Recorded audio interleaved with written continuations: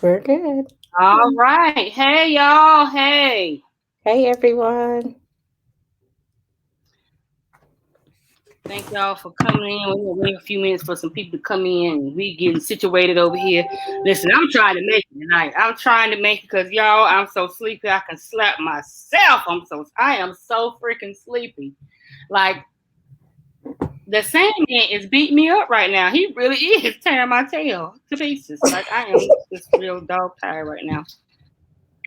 And then I had took them wrangled the kids all this morning. So I got the kids this week, and so my everything is thrown off because Mia is, of course, she's working now. So now I have to rearrange everything as far as work and stuff like that because everybody's on different time. And so who's getting dinged? Me. So I'm reporting in to work late because I got to get everybody everywhere by a certain time. I'm like, oh my God. So it's gonna be a rough week, but we gonna do this thing. We're gonna do this here thing. Everybody, thank y'all for tuning in tonight. Y'all know who I am, Nakikia Wilson, aka Coach Keep It Moving, here with Dr. Shayna Williams.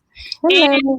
it's July, and y'all know we talked about it being Black, Indigenous, People of Color National Mental Health Month. So, and last week we came on, we did the first show, our live broadcast, and we talked about last week we talked about how westernized medicine kind of impacts or has an effect on mental and emotional health when it comes to um, treatment of people of color.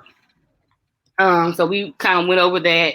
Some of the, westernized medicine has its benefits. It really does, as far Yes. as technology and medicines and evolving in that realm.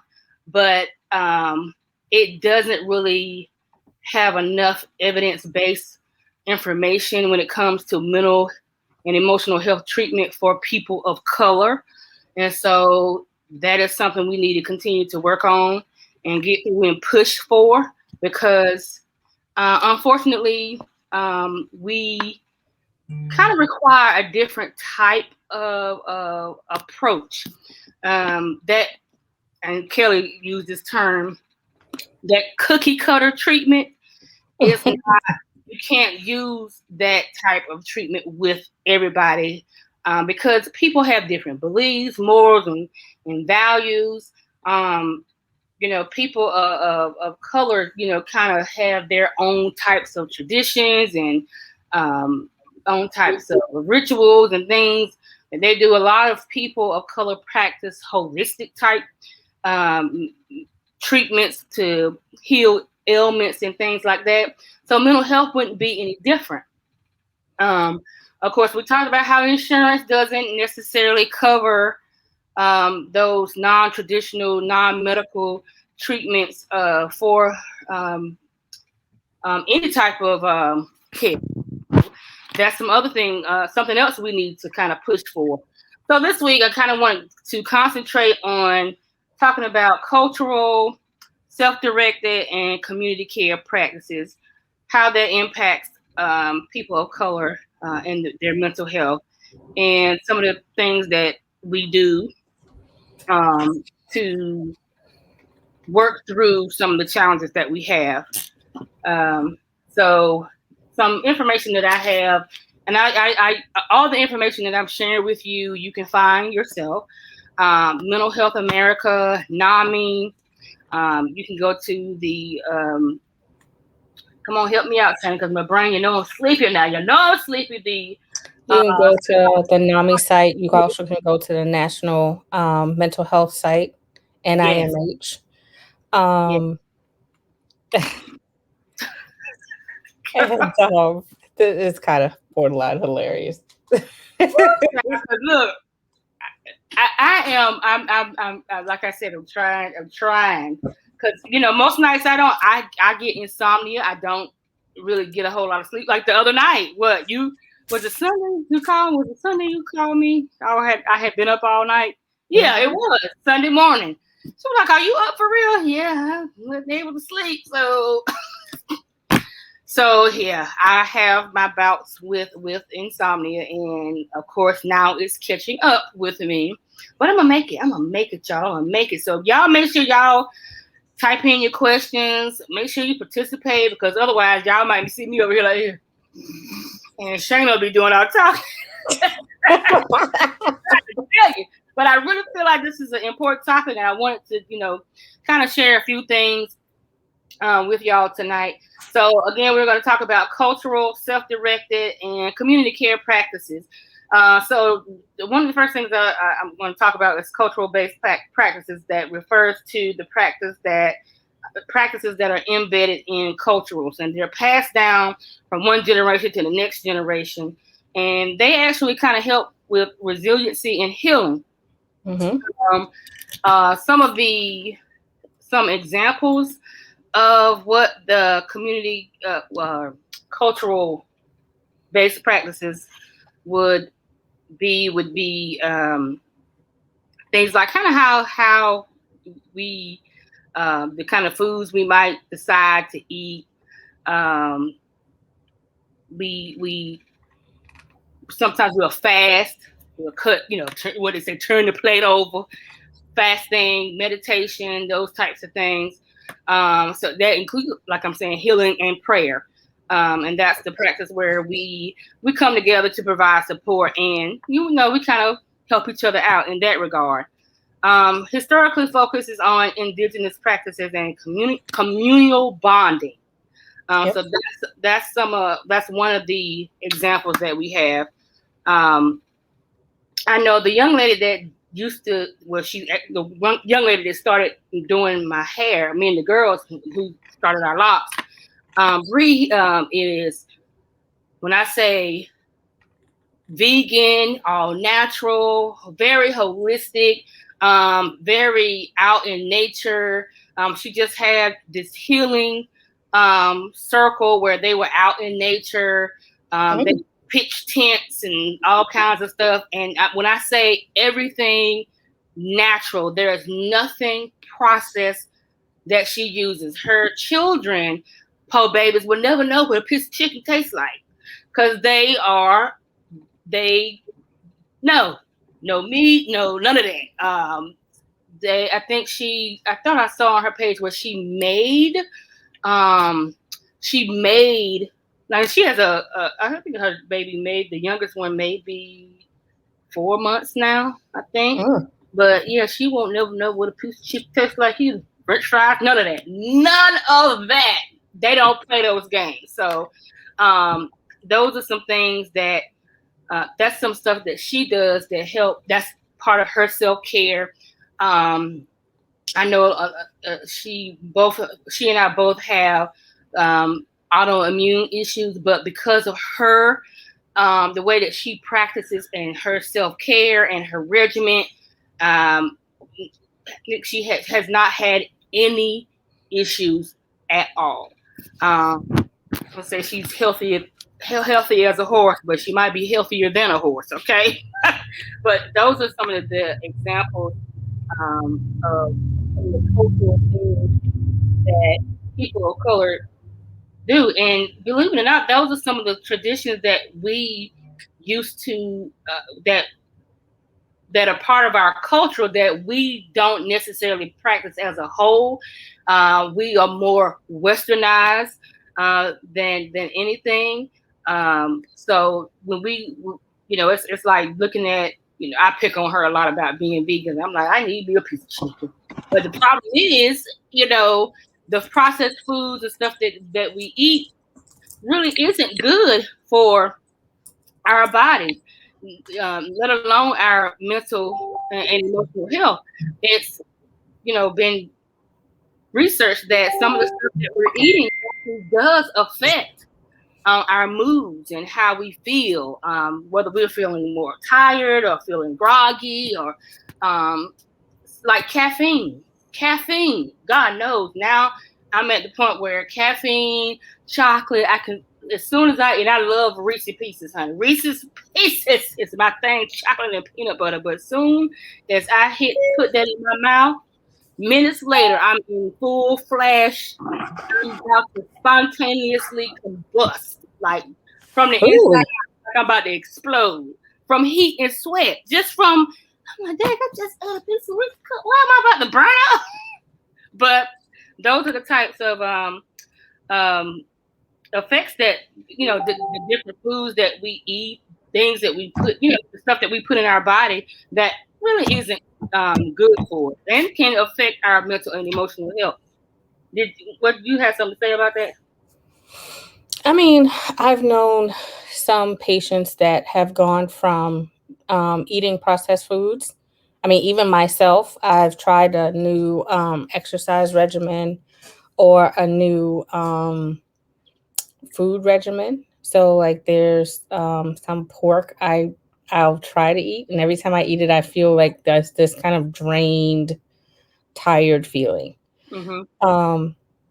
So I've been more chicken and turkeys um, and shrimps and fish, which has actually helped some of my clients as they've switched from doing processed foods. They're not as feeling as low or as some of them feel less report feeling less depressed from actually eating more fresh fruits, more fresh vegetables, things like that.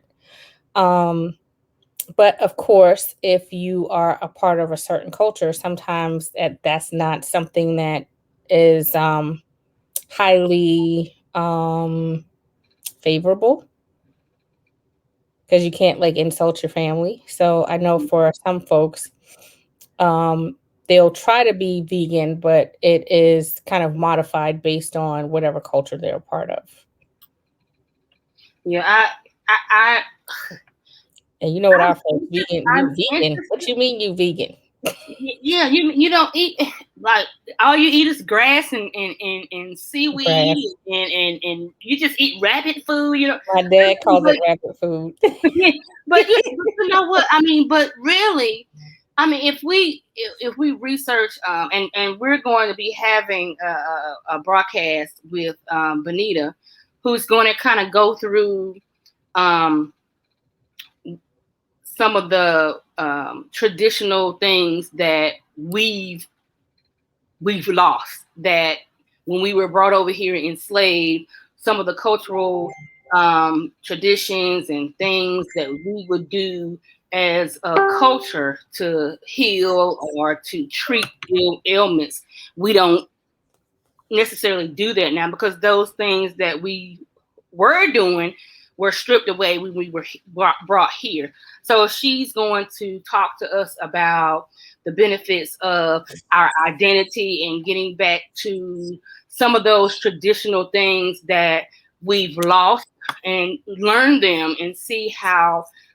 what the benefits are of knowing who you are, where you're from, and the types of things that that we did as a culture to be healthy and to stay healthy. So we're going to have a broadcast. I think it's next week with It is her. next week. So we'll talk about our ancestry. We'll find out hopefully how we can find out where we are. Like I'm interested in knowing like what part of Africa am I a part of? Like what if I'm part of this cool tribe? Like who am I with? Like I want to know. I want to Did you know say cool tribe? which part of Africa is my bloodline? What's running through my blood? It might be a little, light now because we so far, we 400 years more in, but I still want to know because I want to know because I would like to share that with my kids. Like, yo, we part of the what's a tribe? Like my Zimbabwe or what is that? My cousin's husband is Swahili. Like where I want to know what tribe I'm a part of. Like I really want to know that. I think that'd be cool as crap to know what part of Africa I may be or if I am. or not. You never know. But the next thing I wanted to talk about is self-directed care. This is probably one of the more important ones. The other ones are important, but we really have to be proactive, and we really have to stand our ground, and we really have to take part in our care. We have to be vocal about what it is we need versus letting somebody tell us what it is we need. We should know our bodies. We should know how treatments will benefit us or not.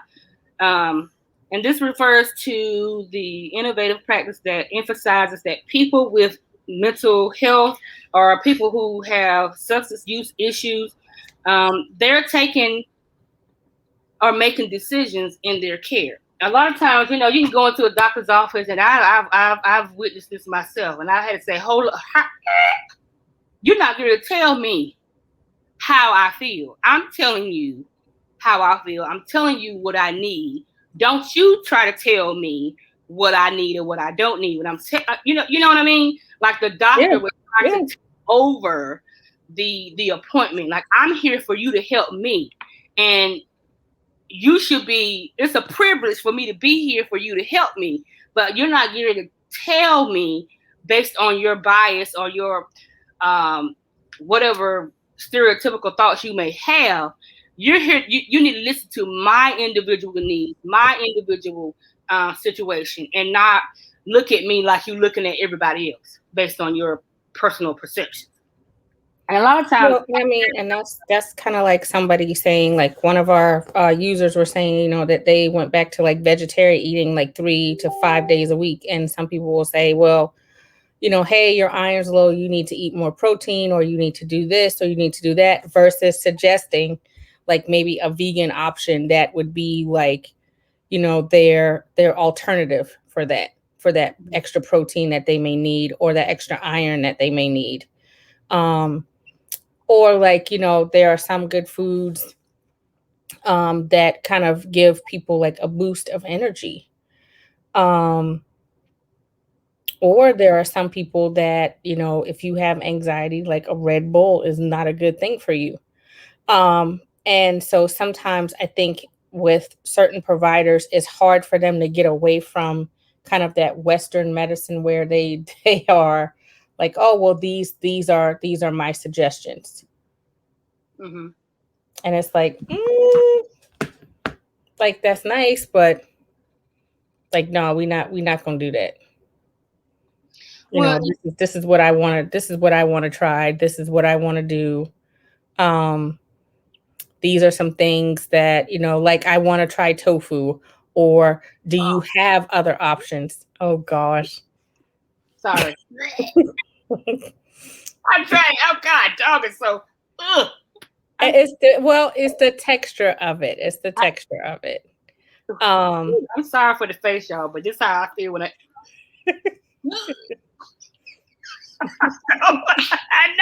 I know. Woo! I will say, when the first time I had a good total vegan meal was from this restaurant that's not too far from me called Solely Vegan. Let me tell you. Oh yeah, I've been in that place. I didn't know what jackfruit was. I didn't know what jackfruit was, but it's a fruit, and you gotta do it a certain way and prepare it a certain way for it to look like meat. But let me tell you, that plate of what I thought was barbecue shredded chicken was made with girl. What? Yeah. I said, what? Look, my mouth watering just. Hold on, yeah, slobbing. But when I tell you, it was. I was so shocked.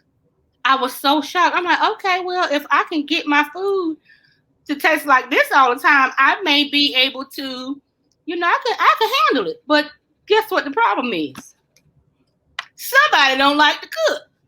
And I ain't rich, so guess what? I can't afford to have a cook right now, because otherwise I think I could actually do it. If I had Tabitha Brown in my house, or just next door.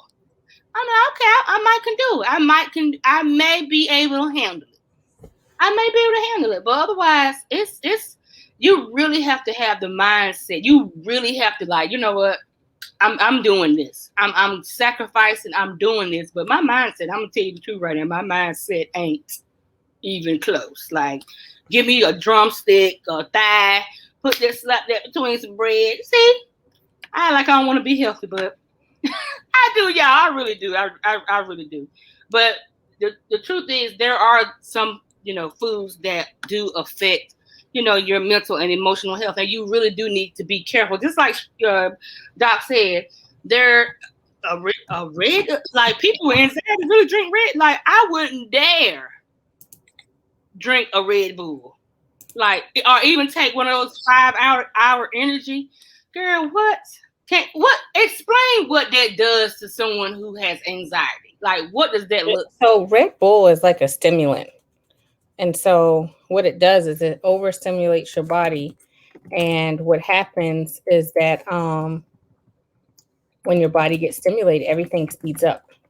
That includes your brain, that includes your thoughts, that includes your heart rate, that includes feeling nervous and jittery. And some people are like, oh no, after a Red Bull, I feel really good. Yeah, but then you crash. And if you have some sort of anxiety, then it turns out to be a problem.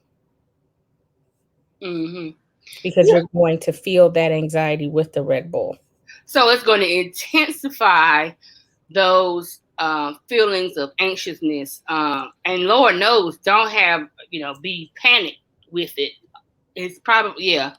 I can see how that can have an impact on someone who's especially has severe anxiety or has severe panic disorder.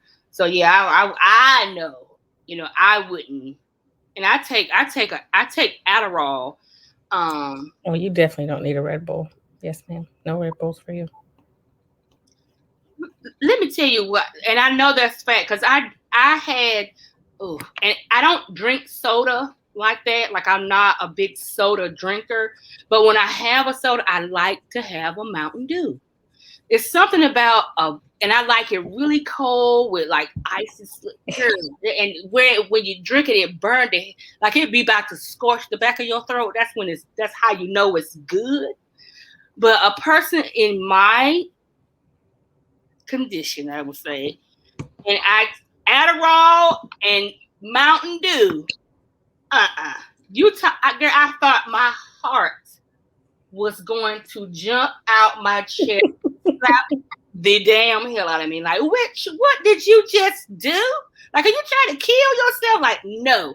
So no Red Bulls, no 5-hour energy.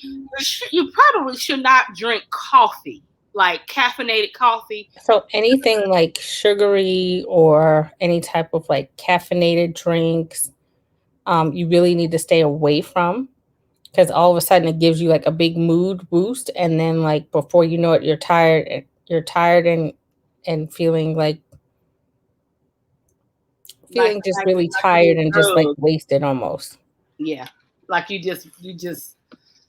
I wouldn't know. I wouldn't say I'm that tired right now, but the way that you're describing it it's like you can barely move.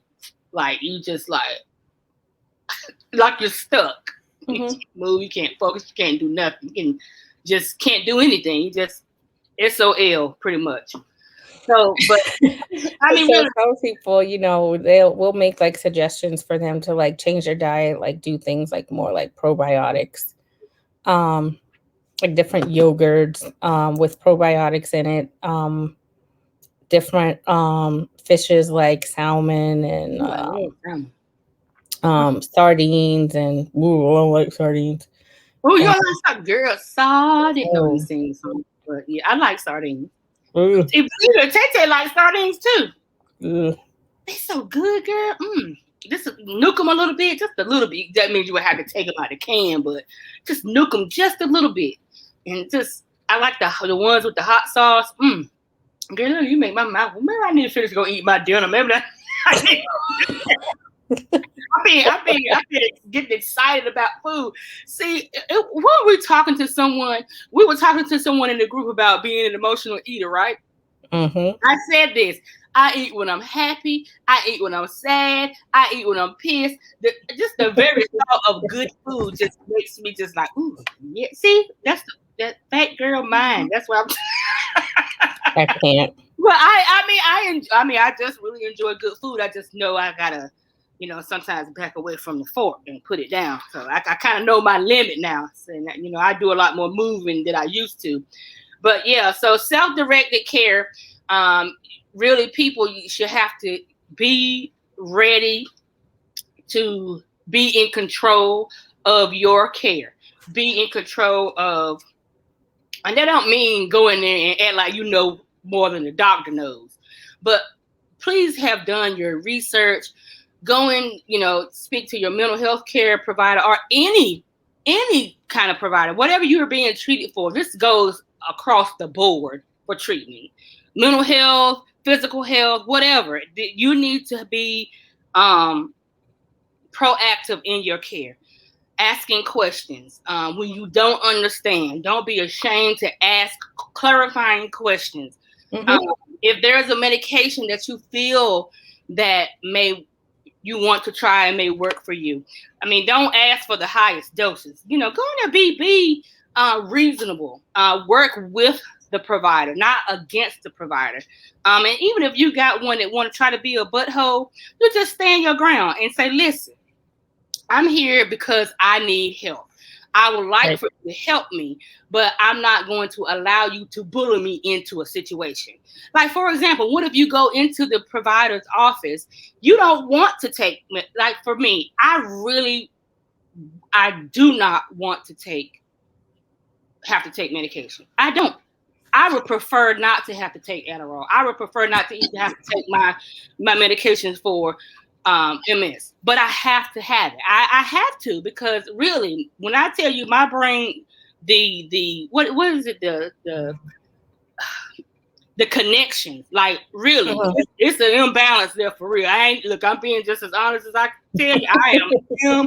If I don't have help, I don't know what to tell you. It's just not, it ain't right up there. It's just, hey, I'm okay.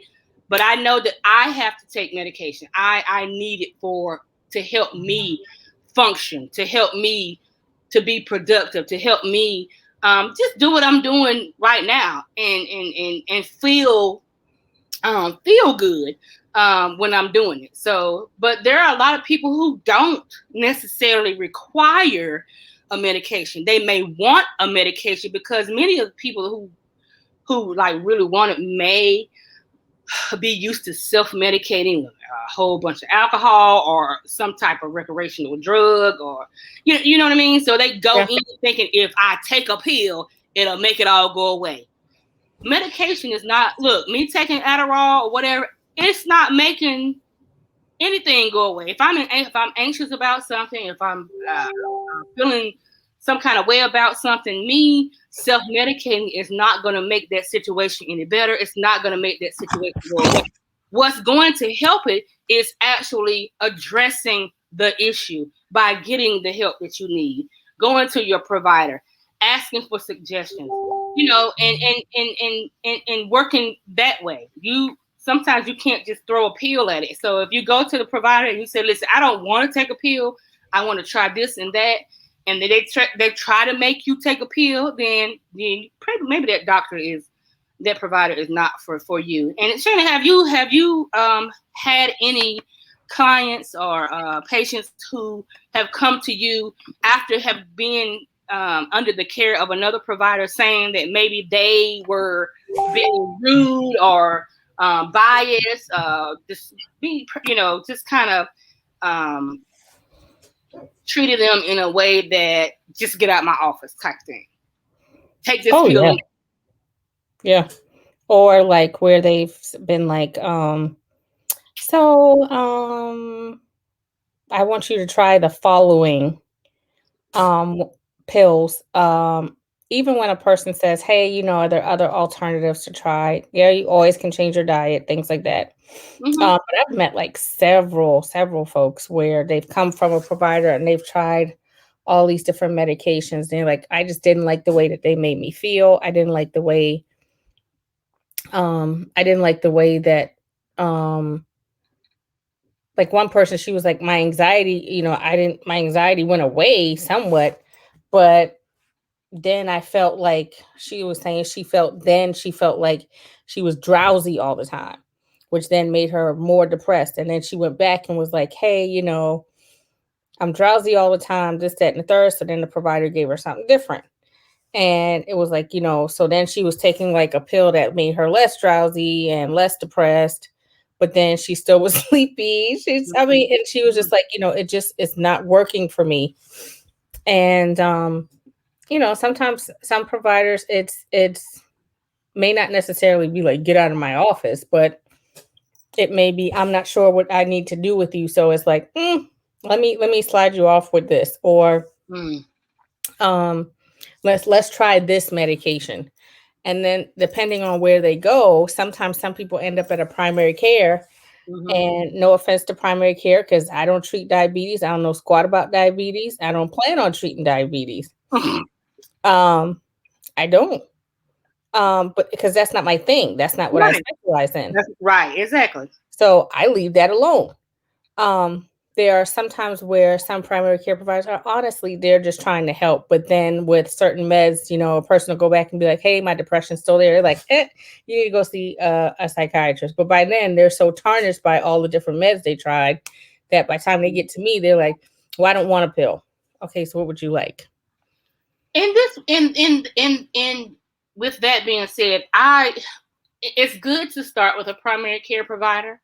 But based on my experience, um, I would always, I would suggest seeking a mental health Mhm. provider.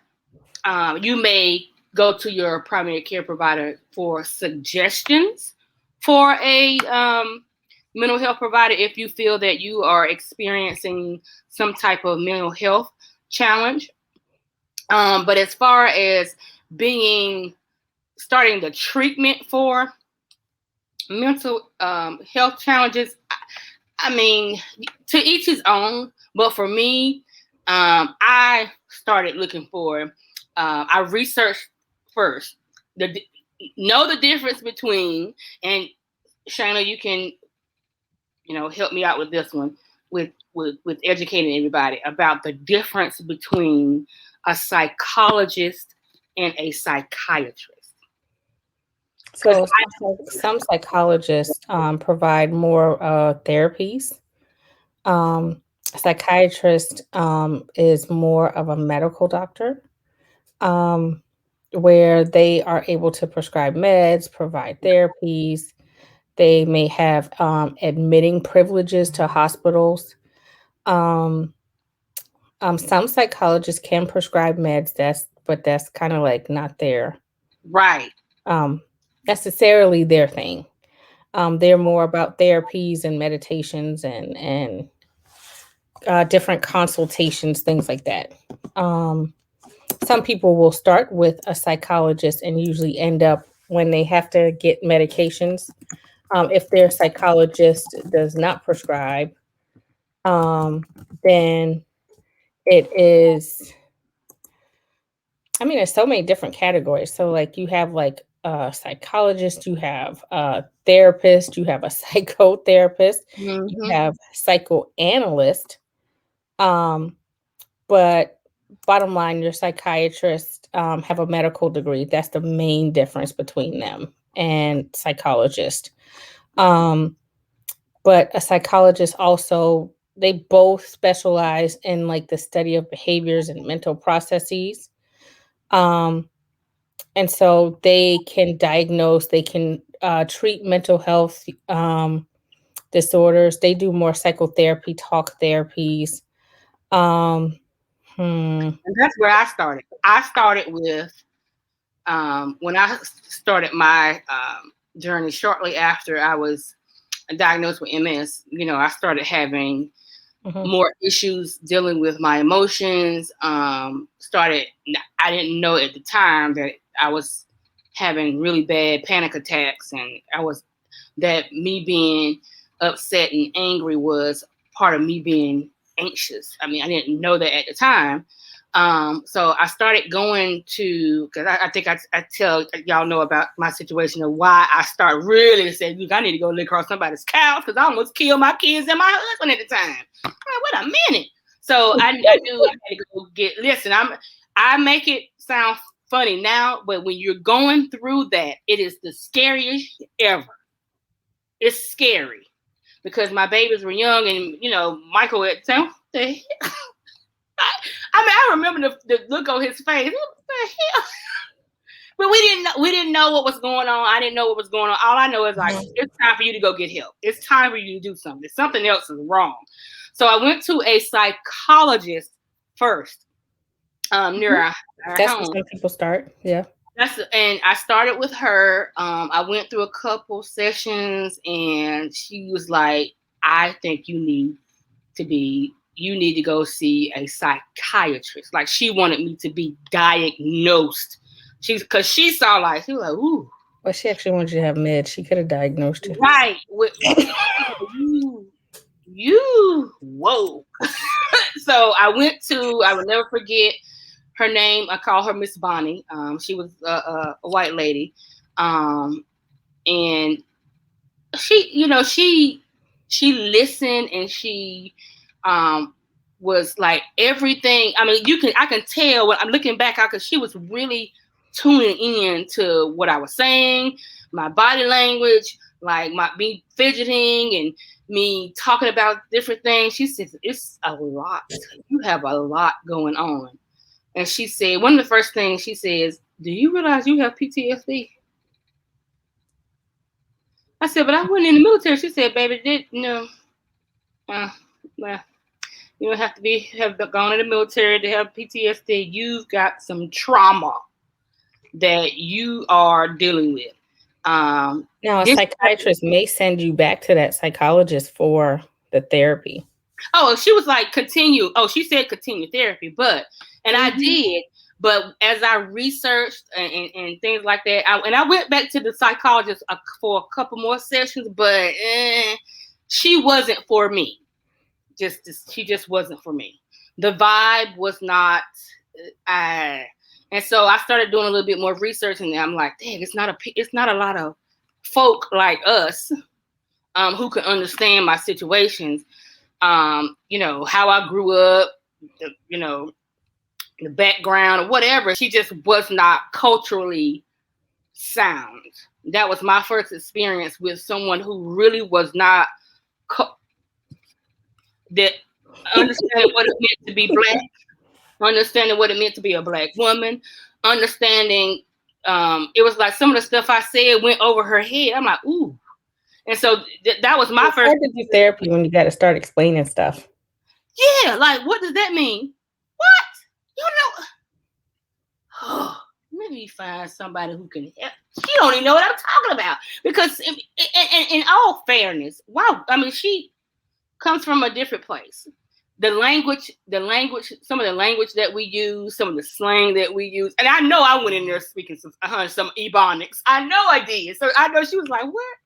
I don't even know how to help you because I don't know what the hell you saying. Like, what does that mean? But still, that is. Or like, I was finna pop off. And they'd be like, pop off. What is it? You was going to shoot a gun? Why was you going to shoot a gun? I had a student once that said that. A student was like, so can you explain pop off? I was like, no, she cannot. We talking about this. Does pop off mean, are you going to shoot firecrackers or were you going to shoot someone? Like what?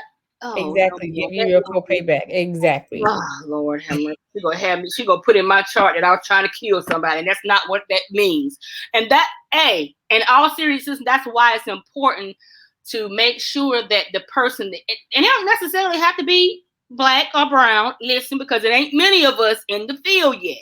So, and I'm encouraging us to get our kids involved in the mental health industry, in the mental health field, because it's important. But we we can't do that unless we got to make sure we okay and we get them okay. You know what I mean? Because it ain't no point in having people messed up. How they gonna help you and they ain't help themselves? So, with that being said, you can get. It doesn't matter if it's if they're Caucasian or whatever. Like I said, it's not many of us in the field. However, it is important to understand a person's cultural background. It is to understand the environment from which a person has grown up in or come from. It's important to understand a person's beliefs and values. It's important to understand that, and it's important to do so without your own putting your own perceptions and ideas and beliefs on it. Because hey, just like you don't know what this person is going through or been through, we don't. It's the same thing. Or one thing I'm also seeing too is there are, and I'm trying to figure out how to say it the right way. When you have families that adopt children that are of a different race, it's also helping that parent to understand that if you guys are not from the same culture, and I'll give an example. So I had a mom that would say, my daughter's obsessive about her hair. And we're not sure where that comes from. And I was like, explain what you mean. And she was like, well, my daughter got her hair done. And she got her hair done in micro braids. And, she had this part and it wasn't like the right way. And so she was trying to flip her part one way and like her hair thing came out and she absolutely lost it because that one little piece came out. And I was like, ooh, was it in the front? And so it was almost as if like I had to help mom kind of tease through that. Because unfortunately, mom was Caucasian, her daughter was Black. And y'all know how we are when one micro come out our head. We done had that done. It comes out. Oh, no, I got to go get this fixed. This is in the front. Yeah. Not the back. I can't hide that. So, but that also culturally, I had to explain to her that she's not necessarily obsessive about it. But when we go get our hair done as Black women, we want it to look a certain way. We have a vision in our head of how our hair is supposed to look. So if I was not kind of in touch with her culturally, she would have had OCD. And it wouldn't have been, it's not her mom's fault. It's just that, like, culturally, she may not understand that part. Because the daughter was like, I wasn't really obsessive about my hair. And, it came out in the front and there was a little piece sticking up. So it takes away from, and as you and I both know, like for your hair, it takes away from that. Or if like your locks look a certain way, you're like, ooh, I need to go get these retightened, or I need to get this done. Or you try or you be like me right now, like, whoo, these gray strands in the front is really sticking out like Christmas garden, Lord have mercy. Woo, I was talking to my mom earlier. I tell you, girl, she reminded me, child. I'm like, oh, we were talking to her on Facebook because Tay had accidentally called her, and she was getting her hair dyed. And it reminded me, I'm like, ooh, yeah, I need to go get these Christmas garlands colored. Or it's like this one little piece I can't get to go away. Like it keeps wanting to poke up like that. I don't know why. Anyway, but but my point is that it's like you have to be in touch with your provider culturally sometimes, and your provider also has to understand, even the culture of your family.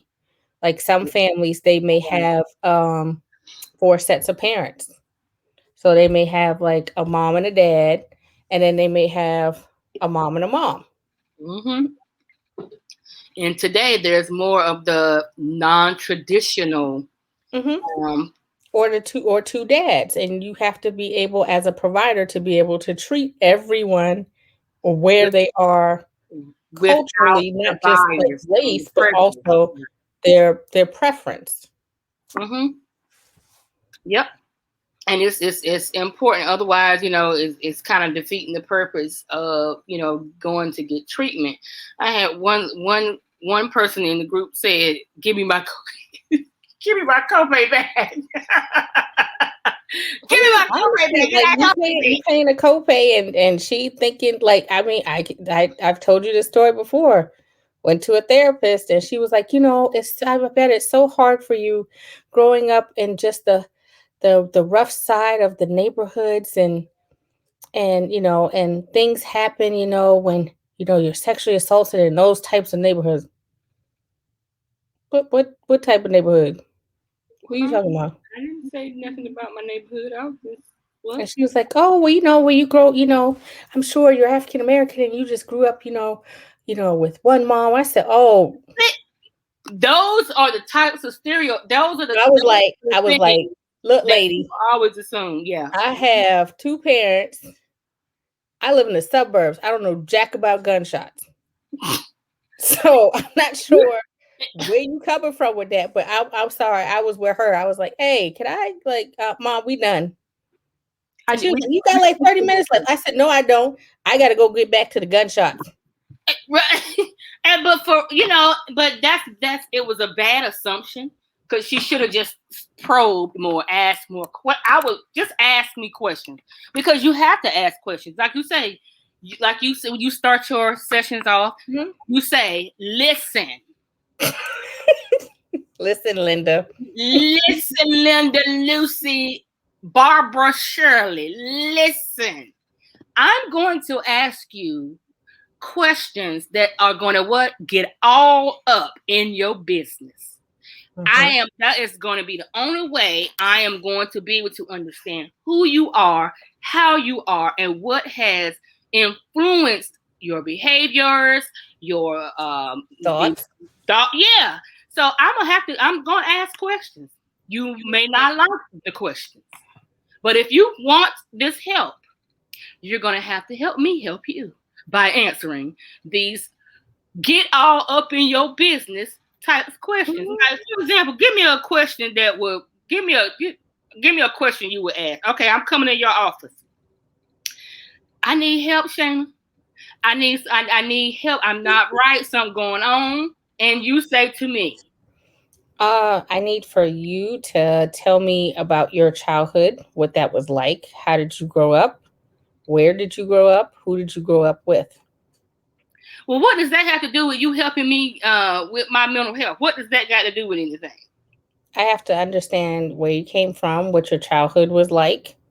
How did that affect your adulthood? How you decided to go about the rest of your life. I mean, I literally asked a question. I asked every question except for somebody's bra size and probably their social security. Well, okay. How were you as a baby? When did you walk? Did you meet your developmental milestones? Do most people know that? No, but I ask it anyway. I don't know. I'm gonna have to ask my mom. Was I smart when I was a little girl? Was that what was no, sometimes some people they'll go back and they'll ask like their family, and they'll be like, "Hey, did I walk like normally?" And they'll be like, "No, girl, you was slow."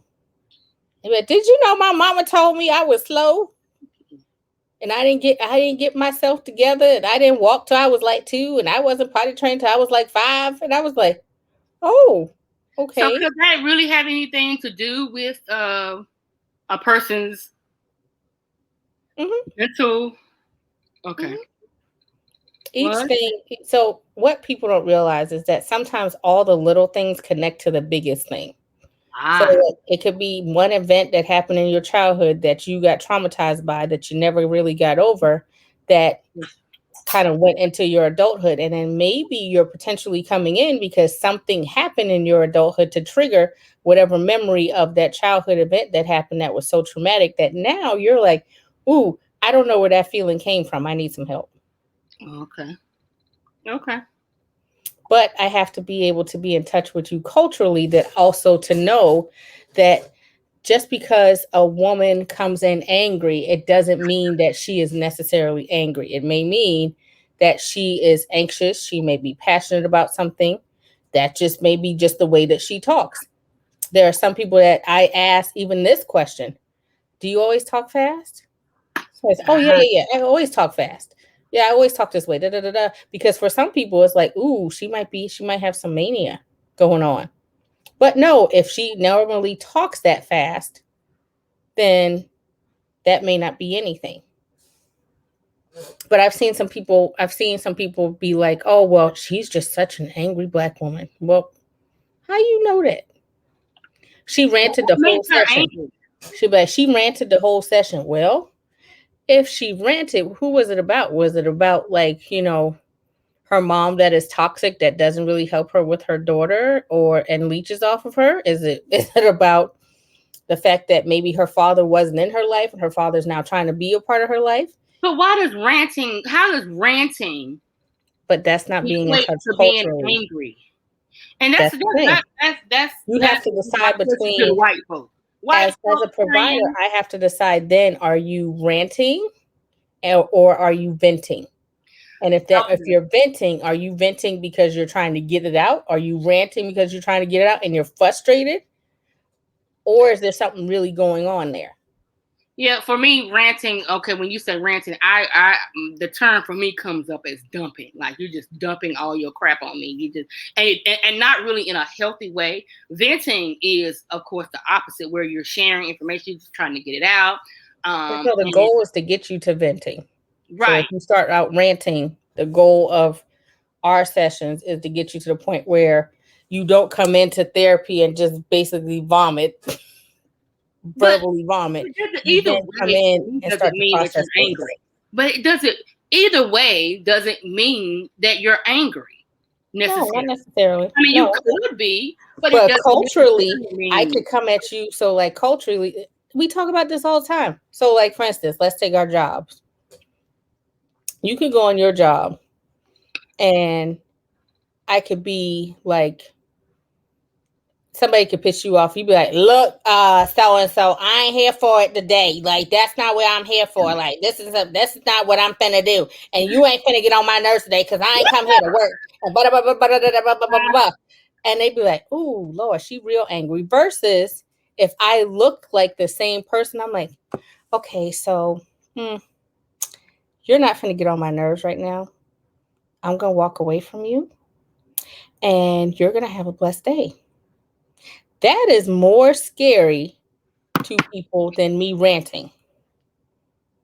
Well, still I have found that in my profession, that my calmness is more scary to somebody than my ranting, because I am an African American woman. They look for me to be that angry woman that's gonna pop off because you done disrespected me and da da da da da da.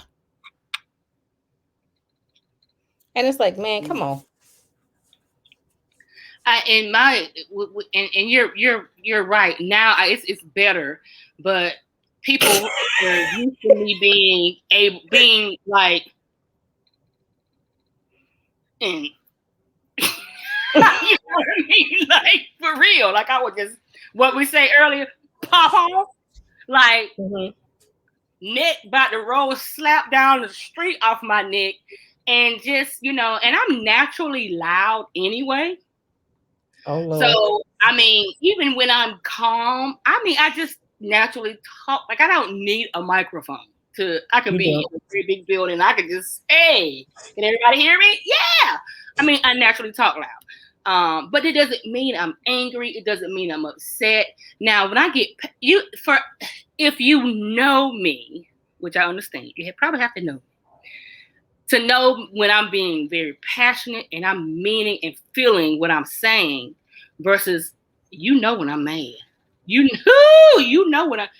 There's a difference between me being passionate about something.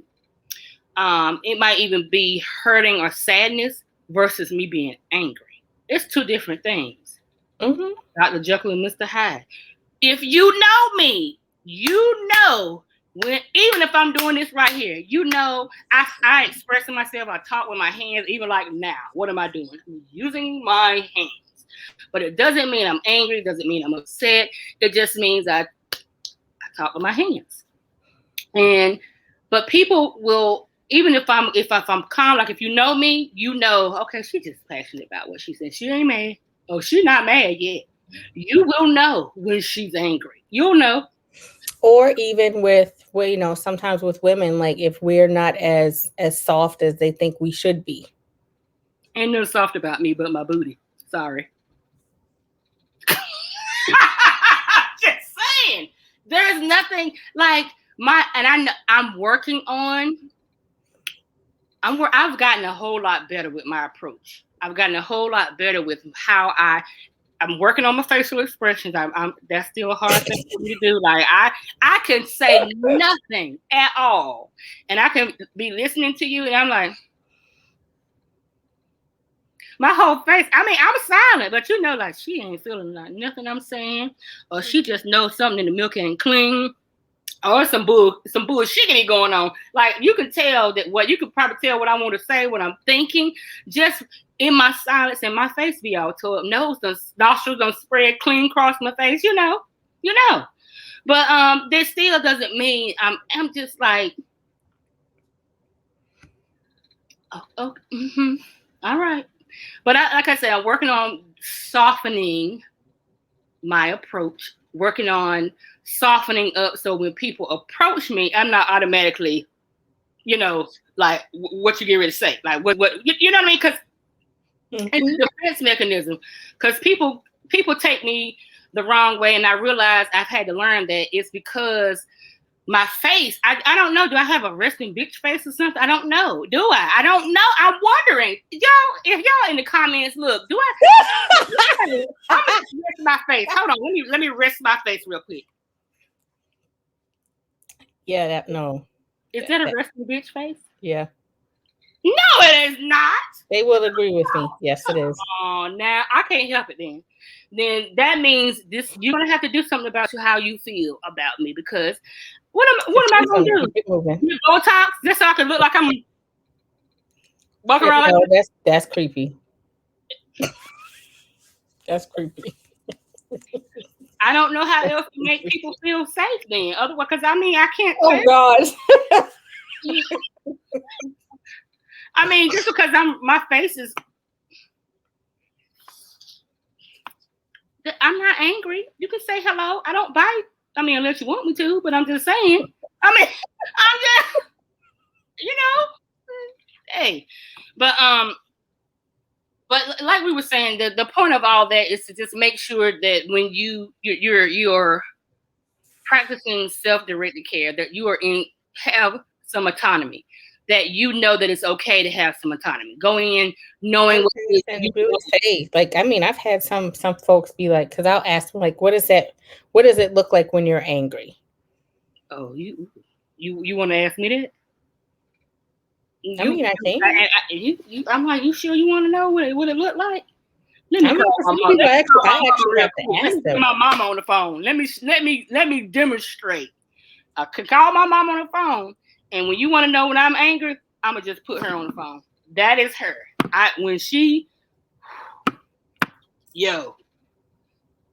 When I'm angry, if I ever get quiet and tears are streaming down my face, I suggest you leave my space. Because I'm about to turn over some tables and some chairs. Now, I haven't been that angry in a very long time. Because now it takes a lot for me to get to that point. But when I'm there, you don't want to really know what it looked like. And it's not a healthy way to be. It's not. Because that's when I really go and I'm anxious, I'm panicked, I'm all of that together. My whole mood has changed. I'm all the mental health diagnoses at that moment. Did you say all? All of them. PTSD, I'm panicked, I'm anxious, my whole mood unchanged. I done lost focus. So I never want to be that angry. Never, ever, ever, because I really believe it can be dangerous. So I really have to. That's why it's important for me to practice mindfulness, be self-aware, understand my triggers. That's for anybody. If anybody knows that they get that angry, to the point of you can Incredible Hulk flip over a car. Like, because when you get that mad, your adrenaline really increases to the point you get strength of a superhero. Like, and you don't know, you don't threw somebody across the room. You know, I mean, like, I'm not kidding here. Like, people have gotten that angry, and it's dangerous. But you really have to really understand and know yourself and keep yourself, work on yourself daily, not to get that way and not to allow people to get you to that point. But back to the self-directed care. So we're going to be done with that part. We're going to go to the community care because we kind of running low on time. Because listen, we want to go to bed. I got to go to sleep tonight, y'all. I got to get me some shut eye tonight. So we're going to talk about next the community care aspect of mental and emotional health wellness. So community care refers to the ways that communities of color have, provided support to each other, like what we do or what we were doing every Sunday. So, emotional support, coaching, other things is like peer support. That's another thing that I'm working on next is to get certified as a peer support for certain places of business, like NAMI, like even the VA, to work in with people with mental and emotional coaching. They want you to have a peer support certificate, so that's next on my thing. I'm getting ready to do mental health aid training. That's coming up for me next week. I'm doing it. So being involved with people, getting community aid like that, volunteer, get with someone who you can speak with. Healing circles. My first training in doing what I do now was I attended a emotional healing circle. So I started. That was my first certificate I received in doing the healing circle. So that's where this whole thing kind of originated from. That's where I got my first certificate doing that. And it was so wonderful because it was all people of color, and we learned about our African ancestry. It was such a wonderful experience that I knew that I wanted to keep going and doing what I'm doing. There are so many other resources available in the community. You just, get with the right people, and, you can go to your local the Department of Health and Human Services. You can look online at like Mental Health America, NAMI, other places. NAMI actually has like some really good like family groups and different events that they do throughout the year. Mm-hmm. They're all, and I'm a member of NAMI of Durham. I'm also with Mental Health America, so I am like involved with a lot of, because I like to get the information. The information I use has to, of course, I'm using information from good resources, valid resources. So all this information that I'm giving you, that we're sharing with you tonight, you can definitely find at these websites. But those are some things that you can do as far as community care wise. Those things, and do you, where you are, Shana, does your place offer like community resources? Like what type of resources? Yeah. So like I know that they have outpatient area called like Wellness City that offers different classes throughout the month. They also offer like different groups and ways for people to interact. At my facility, they also have different programs that are sponsored by the county. So like there's this peer navigator program where people have with different mental illnesses and substance dependence illnesses, they have access to somebody that will help them get to, like, it's kind of like a bridge from their crisis area to their appointments in doctor's offices and things like that. And there's a lot of just different programs that have partnered with NAMI and partnered with like some of the different things within the area. Um, and it just depends on, like, honestly, what you're looking for. Yeah, it's a lot of It's resources a available. lot of stuff. And our goal is to share, continue to share, especially as I learn more. I want to make sure I share that information with you guys because sharing is caring, and I want people to work on really being mentally well and start healing emotionally from past experiences or even recent experiences. Like, really take the time to prioritize your mental and emotional care because it's important, because it affects every area of your life, your professional Mhm. life, your personal life. It affects your health. Your Listen, medical health. Yeah. listen. I cannot tell you how important it is to have the right mindset for mental and emotional health because it affects everything, even your physical health. When you're sitting in hurt, you're not resolving trauma, you're not resolving other issues that you're refusing to get the treatment, the diagnosis, the treatments that you need to be mentally and emotionally well, and you're just sitting on with all that stuff. Do you know that stuff sits there and it marinates and it festers and it causes other diseases like diabetes, hypertension, cardiovascular diseases, cancers? I ain't trying to be sick with none of it. Look, I got MS is enough. I don't want nothing else. Nothing. I don't even want what I got. I don't want none of this crap.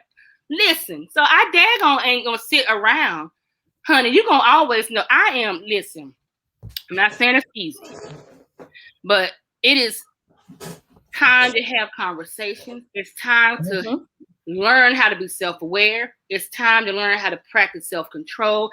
It's time to learn the art of being emotionally intelligent. I cannot tell y'all how it has helped me being self-aware and recognize. Look, I can tell you just as good when I can tell you what trigger me. I can tell you if the trigger is about to trigger me in anxiety. I can feel it. Versus when you don't know what's going on with you, it can just get worse and worse and worse. And you're like, what's going on? What? You don't know what's going on. You can't stop it because you don't know what's going on. Mhm. Versus being educated on who you are, how you are, and what makes you tick to where you might become a ticking time bomb. Like, really knowing who you are and how you are and why you are.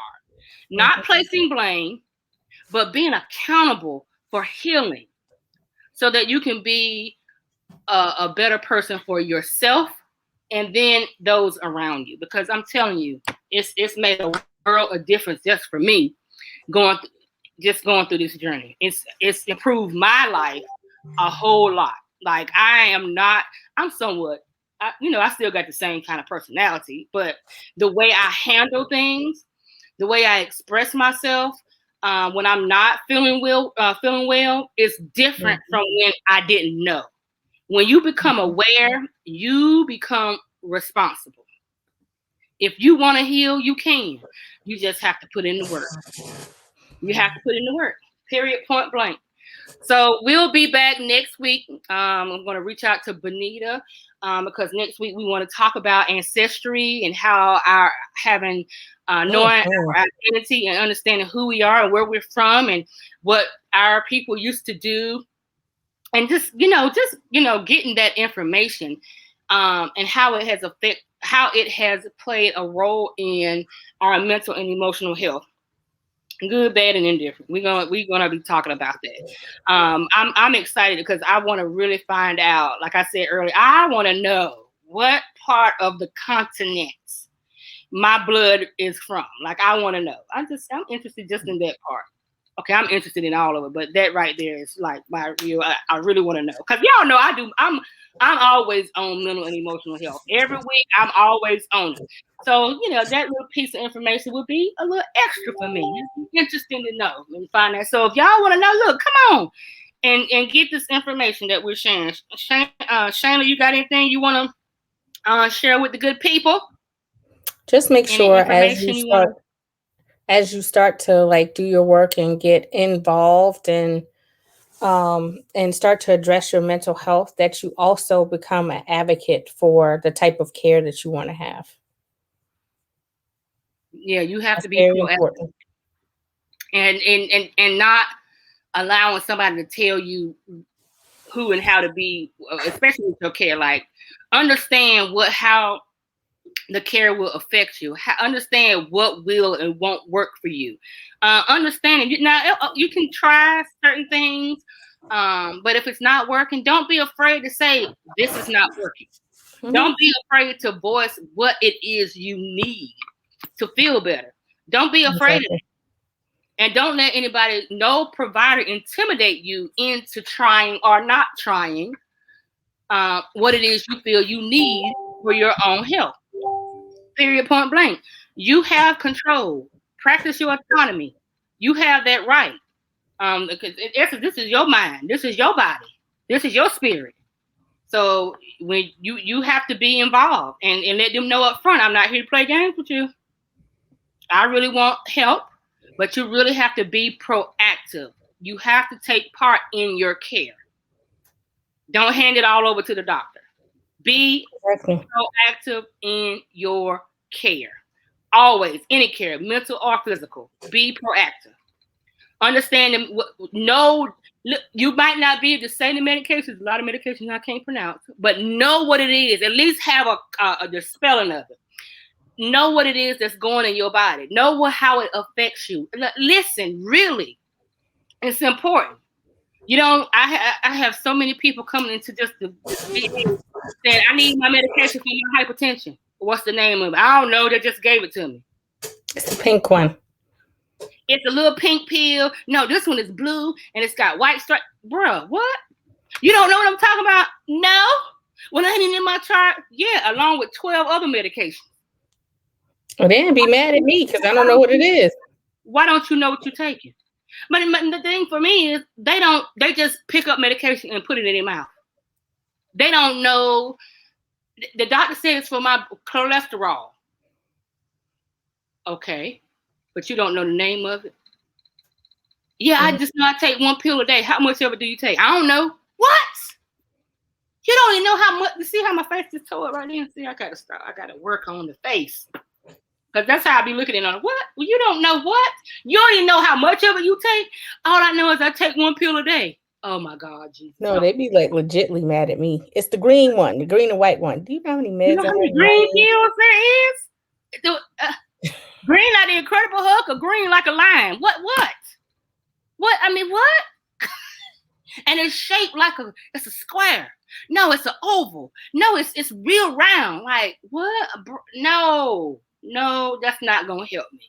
That's not, and it's not helping you to not know. But those are the examples of people that kind of extreme, but are people that exist who aren't being proactive, who are just leaving their care in the hands of the provider. They're just whatever they tell me to do, I'm gonna do. No, that's not how you heal. That's not how you get better. You really need to be proactive. You need to be proactive. Know what's going on. Know what you're putting in your body. Know it. You ain't got to know how to spell it, but at least have that thing written down. That's all I'm saying.